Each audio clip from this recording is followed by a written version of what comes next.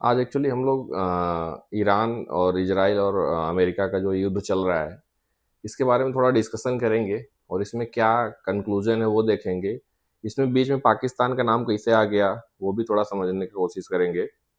Second चीज, पाकिस्तान इसमें बीच में आके अमेरिका का साथ दे के भारत को कुछ ऐसा सोच रहा है कि मैं नीचा दिखाने की कोशिश करूंगा, या कुछ ऐसा उसका कंसेप्ट है क्या, वो भी हम लोग चर्चा करेंगे।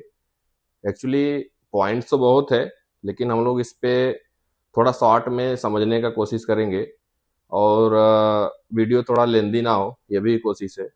देखते हैं क्या है एक्चुअली, क्या है अभी तक का जो रोल है इसमें अगर कंक्लूजन देखें तो ईरान का कंसेप्ट, विजुअलाइजेशन, रिजल्ट सब कुछ बेटर रहा है मेरे ख्याल से। कैसे? अभी देखिए, ईरान के विदेश मंत्री की अगर बात करें, वो बंदा खुला खुला एकदम क्लियरली वर्ड्स दिया है कि हमारे जो मित्र देशों हैं हम उनके लिए स्टेट ऑफ हार्मोज ओपन रखेंगे। जैसे भारत, रूस, चीन, पाकिस्तान, ये देश का उसने नाम मेंशन किया है कि इन देशों के लिए स्टेट ऑफ हार्मोज का रास्ता खुला है, आप अपना जहाज लेके जा सकते हो। तो ईरान का अभी तक का जो मोटिव रहा है या जो विजन रहा है वो बड़ा ही क्लियर है। लेकिन इसमें अमेरिका की गलतियों की वजह से बाकी सारे देशों के ऊपर इफेक्ट आ रहे हैं। जैसे अभी आप बार बार परेशान करोगे तो कोई भी कंट्री छोड़ेगी नहीं। आप ईरान के राष्ट्राध्यक्ष को मार दिए, आप वहां पे कोई बड़ा नेता जो है उसको मार दे रहे हैं, तो इन चीजों का इफेक्ट तो आना तय है ना। अभी फिर भी वो लोग का विजन क्लियर है। अभी आपने मना किया कि 5 दिन तक हम कोई भी वार उस पर नहीं करेंगे। उधर ईरान क्या बोल रहा है कि डोनाल्ड ट्रंप ऐसा कुछ भी डिस्कशन नहीं किया मेरे साथ। तो मतलब आपका क्या मोटिव है, आप क्या बोल रहे हैं क्या नहीं, वो भी क्लैरिटी नहीं है। लेकिन ईरान तो सीधे सीधे बोल दिया कि हमारी कोई बातचीत नहीं हुई है इन मामलों में। अगर आप अपना दुनिया भर का शर्त रखेंगे तो ईरान भी अपना शर्त रखेगा।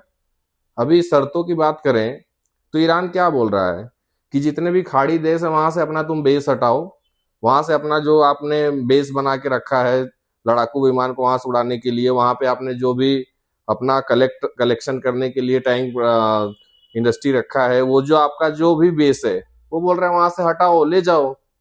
और अगर स्टेट ऑफ हार्मोज हम खोल के रखेंगे सबके लिए तो आप भी हमारी शर्तों को पूरा करो। तो ईरान की भी क्या गलती है इसमें? एज ऑफ नाउ ईरान का डिसीजन वही है ना। आप 100 चीज का डिमांड करेंगे तो वो भी 100 चीज का डिमांड करेगा। सेकंड चीज, आपकी स्ट्रेटजी फेल होती हुई दिख रही है, वो भी ईरान को मालूम है। आप बड़े बड़े, नो डाउट आपको जनरेशन 5 का फाइटर जेट आपके पास है, रूस के पास है, ईरान के पास नहीं है। हालांकि आप जनरेशन 5 रखे हैं, फिर भी वो जनरेशन 5 ईरान के लिए नहीं आपका कारगर साबित हो रहा है। जैसा ईरान के पास क्या है, ड्रोन और मिसाइल। आपको मालूम है वो दो चीजों में बहुत आगे है।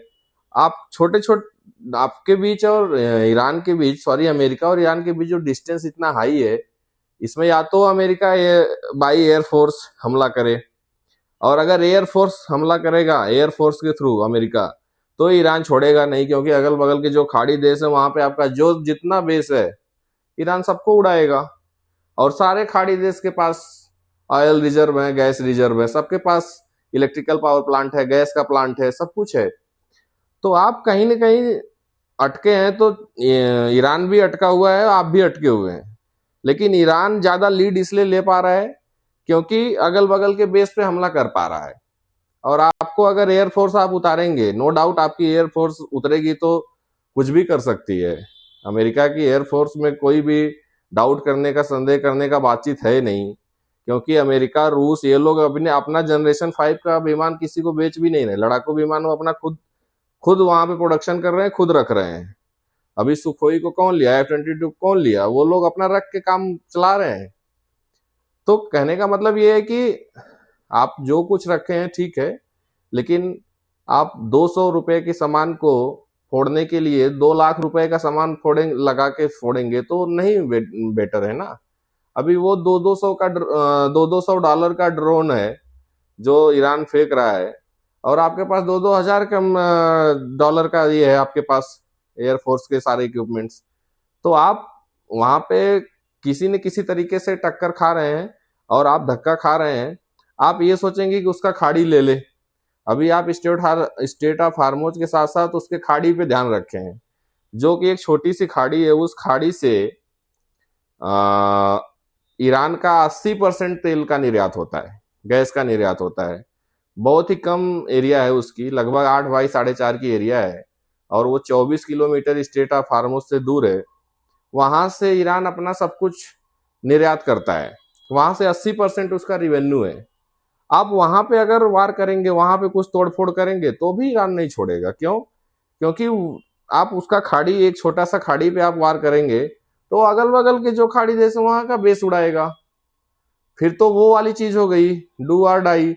क्योंकि उसका कुछ नहीं बचेगा तो वो भी आपको नहीं, कुछ कुछ भी नहीं छोड़ेगा फिर।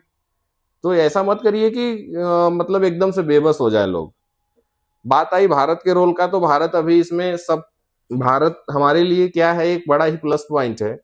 हमारे प्रधानमंत्री जी का सारी कंट्री के राष्ट्राध्यक्षों से अच्छा संबंध है लगभग। तो वो सबसे बातचीत कर रहे हैं।